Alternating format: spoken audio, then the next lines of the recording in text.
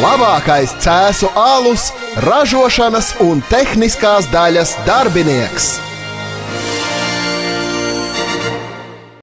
Vai esat kādreiz jutušies tik viegli, kā lidojoša spalva, kas liegi planē pāri pasaulei?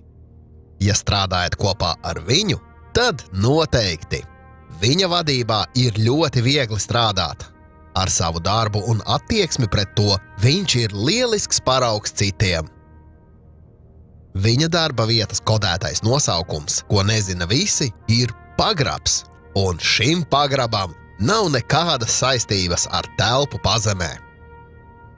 Ārpus darba mums katram ir savas kaislības. Cits brauc ar mašīnām, cits uzrok dārzu, cits dodas medībās.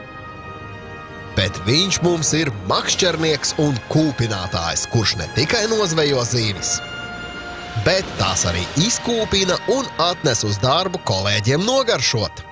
Kas var būt labāks par šo? Tik ātram un atraktīvam cilvēkam ar vienu papildus nodarbošanos ir par maz. Sporta zālē viņš iet uz visu banku.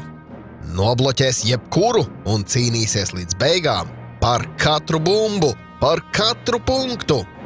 Sporta zālē viņu raksturo tikai viens vārds – ātrums.